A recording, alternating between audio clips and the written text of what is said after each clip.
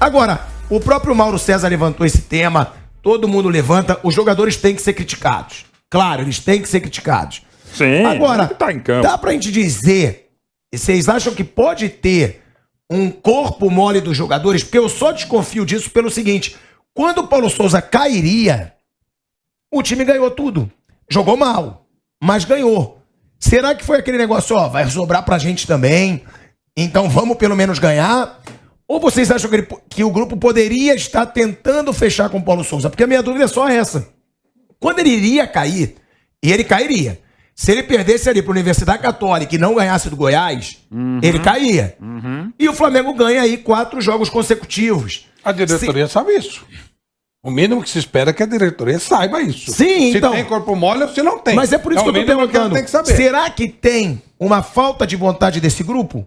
Na opinião de vocês? Porque a minha dúvida é só essa. Eu concordo. Quase nenhum jogador do Flamengo tá jogando o que pode. Agora, a minha questão é essa, porque quando ele iria cair, fato, o time ganhou. Deu uma recuperada.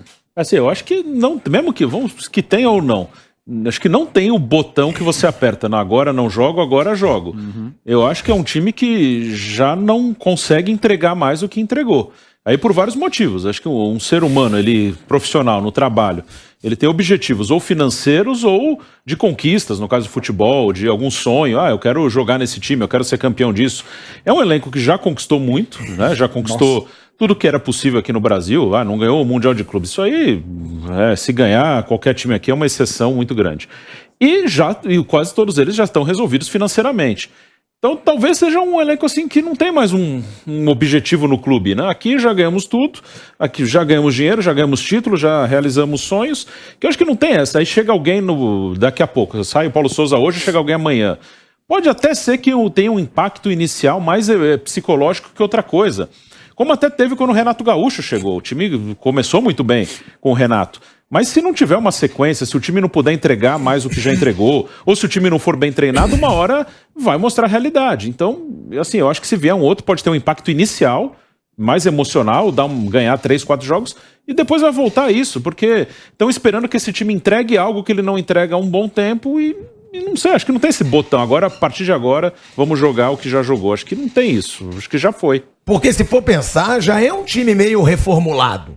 Claro. Se você for ver aí o Hugo, não era daquele time, o Ayrton Lucas, o João Gomes, o próprio Isla, Mateuzinho. Mas ao mesmo tempo era para estar melhor, porque de todas as grandes equipes brasileiras, olha, em todas as grandes do nível de desempenho do Atlético, Palmeiras, enfim. Mas Mauro, eu só vou passar para você, claro, que a gente está voltando aí para a Rádio Jovem Pan. Estamos de volta, hein? De volta à Rádio Jovem Pan, agora multiplataformas, e com o seguinte questionamento. O Flamengo... Que tonto. Realmente, os jogadores do Flamengo, eles podem estar fazendo um corpo mole ou não, já que o Flamengo venceu os jogos que poderiam ter derrubado o Paulo Souza. Mauro Betti está paralisado até agora. Fazendo o corpo duro. Exatamente, para tentar. Mas voltando assim, quase que esqueci, não, lembrei. Dos grandes clubes brasileiros, o que manteve a equipe titular e aquele time maravilhoso, o melhor que eu vi neste século no Brasil, é o Flamengo, porque não tem os Rafinha, Pablo Mari e o Gerson. Né? O resto tá tudo aí, bem ou mal, tá tudo aí. Outros clubes mudaram muito, o próprio Atlético, Palmeiras, enfim. Agora, e esse elenco foi reforçado. As opções de banco, pelo menos em nomes, não tanto em números, são melhores do que quando o Flamengo tinha do time de 19. O Davi Luiz tem muito mais nome que o Pablo Mari, por exemplo. E as opções mesmo de banco, inclusive a garotada que veio, você pega um exemplo, o João Gomes, o próprio Mateuzinho, melhor opção do que esse que tem. Ok.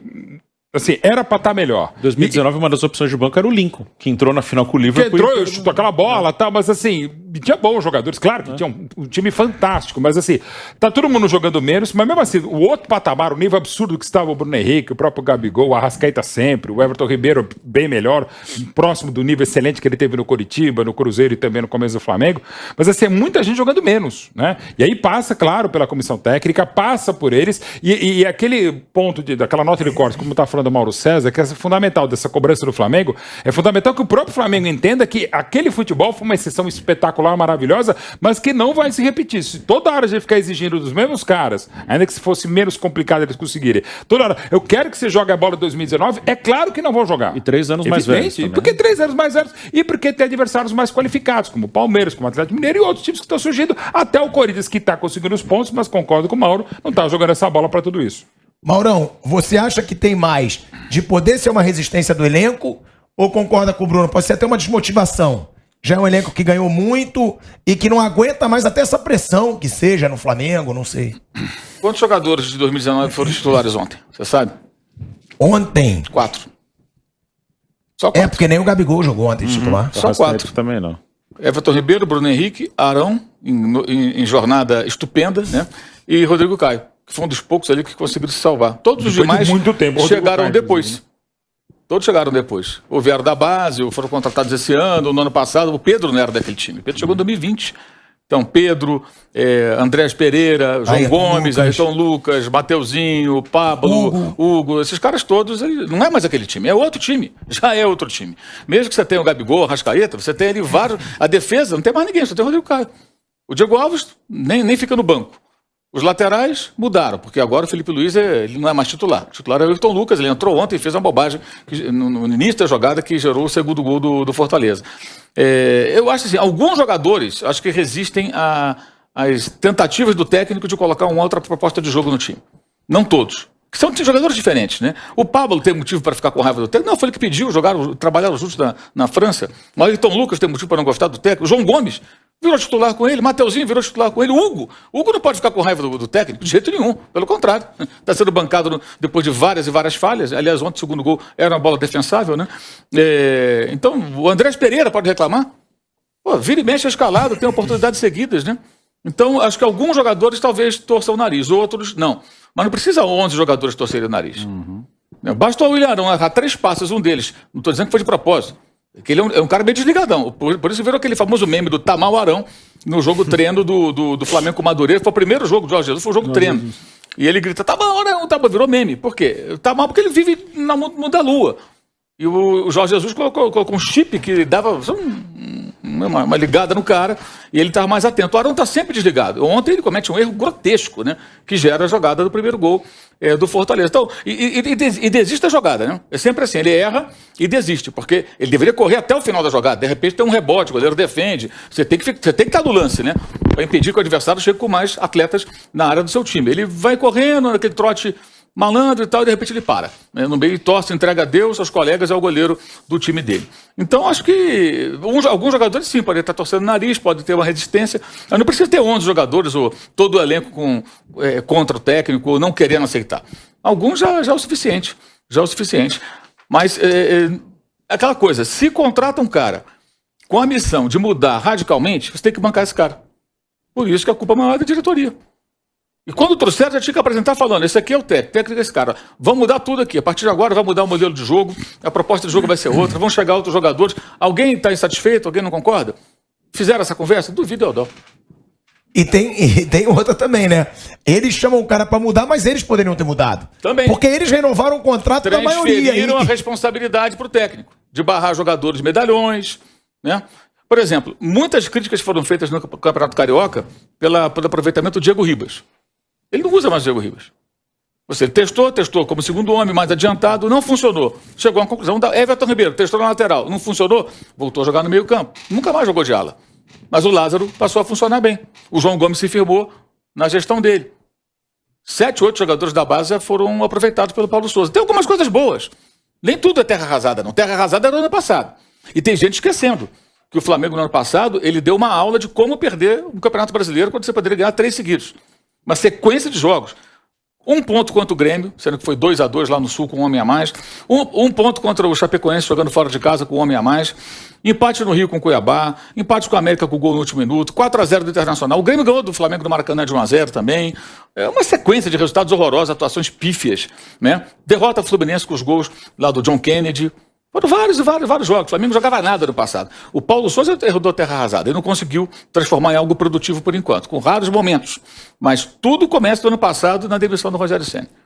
Tudo começa ali. Ali o Flamengo mete os pés pelas mãos naquela madrugada, né? E dá força demais a alguns setores dentro do CT. a Flamimimi, e agora não consegue sair desse embaraço. E vai ser difícil sair. O Pilhado não tinha nada a ver com isso, Mauro. Achei gratuito. Não. Não, mas isso é uma coisa que eu discordo muito do Mauro. Eu acho o trabalho do Renato melhor que o do Paulo Souza. Muito melhor. Muito melhor. Eu não sei se o trabalho, mas o Flamengo, o Flamengo teve mais jogos melhores com o Renato. Com base em atuações. O Flamengo jogava muito melhor com o Renato. Mas quando foram esses jogos? Como assim? Libertadores. Libertadores. Quando foram esses jogos? Em que período do ano? Justamente quando ele herda o trabalho do Rogério e quando chegam os jogadores que o Rogério não podia contar, que estavam convocados ou machucados, e ele pode contar com eles. Mauro, mas ele aí no momento, ele piorou o time. O Renato não. Como inventa? O Pilhado, não é inventar você mudar a forma do time jogar. É trabalho do técnico, isso não é invenção. Mauro, é trabalho, mas se não deu certo, muda de volta. Mas ele já mudou várias vezes. O time jogou em linha de 4 e tal. Não, mas aí você vai entrar numa outra discussão. Assim, ressuscitar o trabalho do Renato e ver qualidade num trabalho péssimo. Eu acho muito melhor que o Paulo Souza. Então, tudo bem, você pode achar, mas gostaria que você apresentasse argumentos. O que o Renato fez? Eu apresento. Teve momentos melhores. Ele atropelou na Libertadores, coisa que o Paulo Souza não consegue contra o Tajeres. Contra quem que ele atropelou? Ele atropelou o Olímpia. Nossa, o Olímpia. O Olímpia é muito melhor do que qualquer adversário do Flamengo. Ô, Mauro, ele atropelou o Olímpia e o Barcelona de Guayaquil. O Paulo Souza não consegue atropelar o Sport em Cristal. O Flamengo fez 17 pontos. A melhor campanha dele na história da Libertadores. Mauro, tá bom. Os pontos dele no Brasileiro foram os mesmos do Rogério Ceni. 17 pontos. Foram os mesmos pontos do Rogério Ceni. O trabalho do Renato. E ele não foi campeão. O trabalho do Renato foi péssimo. O Flamengo jogou a final da Libertadores. Mas o Paulo Souza também é. O Flamengo chegou a final da Libertadores, pegou um caminho muito fácil. A outra chave era muito mais complicada. O Atlético enfrentou Boca, River e Palmeiras. Caiu invicto. O Flamengo enfrentou esses times que eu citei. Né? Ainda jogou na retranca com o Defensa e Justiça na primeira partida dele lá, ganhou 1-0 no gol espírita do Michael. O Flamengo foi eliminado de forma humilhante pelo Atlético do Alberto Valentim no Maracanã. As pessoas estão esquecendo disso. E teve essa sequência de resultados, jogos horríveis, com várias substituições erradas, uma bagunça danada. Ele herdou um time que ele transformou em terra arrasada. E aí contrataram um cara para tentar transformar de novo em alguma coisa. Ele não está conseguindo fazer. Agora, valorizar o trabalho do Renato, mas eu acho que é falta de memória. Eu estou dizendo que é melhor que o do Paulo Souza. Não, você pode achar os dois ruins, mas quando você fala assim, parece que era bom. Não era bom, era péssimo. Não, eu só falei. Era péssimo no Grêmio desde 2019. Eu discordo do Flamengo, eu só falei que eu discordo de você quando eu falo que o Renato foi um time melhor que o do Paulo Souza. Enquanto ele tinha a herança dos seus antecessores. Inclusive, mas era e do Rogério. Melhor. O outro era o time dele, não, o time dos outros que ele fez ali. Botou o quê? Sistema de marcação para jogar de marcação individual, aquelas perseguições individuais de ofensivo, que fazia o Léo Pereira sair da área toda hora para dar combate, tomar gol, como tomou o gol do Vina do Ceará. Eu vou te dar uma qualidade do Flamengo dele que o Flamengo do Paulo Souza não tem: coragem. Ele ganhava, ele goleava. O Paulo Souza, ele dá 2-1 no Sport em Cristal, ele retranca. O Flamengo jogou com o time reserva do Sport Cristal. Tá bom, Mauro, mas o time reserva do Flamengo não tem que ganhar de 5 do Sport Cristal. Não, a atuação foi ruim, mas o time...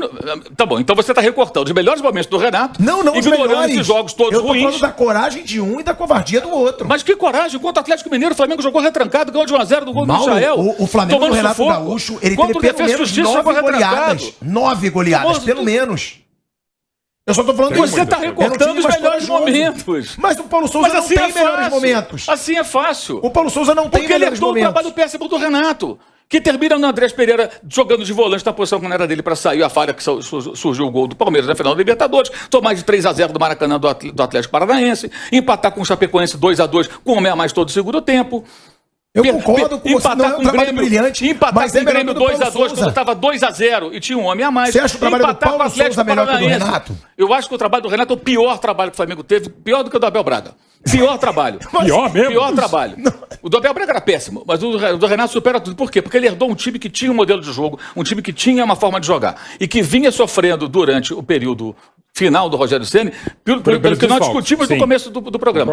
Copa América, um mês sem 4 jogadores, mais jogadores machucados, e o Rogério se virando ali com aqueles caras ali para tentar manter a pipa no alto.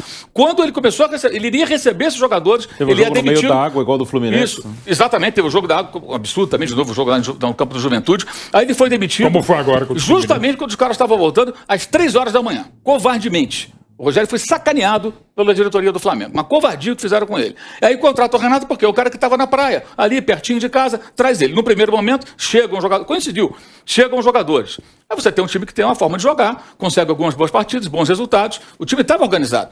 E ele trata de desorganizar no momento que ele começa a mudar tudo. A famosa jogada que gera o primeiro gol do Palmeiras, tão elogiado é o Abel Ferreira pela jogada do primeiro gol em Montevidéu, ela só existe por causa do Renato Gaúcho. Porque não, só pelo Abel tem mérito de fazer o lugar. Não, peraí. Porque estudou exatamente, ele estudou que o Renato Gaúcho tirou o Felipe Luiz da posição que ele era quase um terceiro zagueiro para jogar no corredor avançando e deixando as costas dele totalmente abertas. O Abel Ferreira falou, eu vou jogar aqui.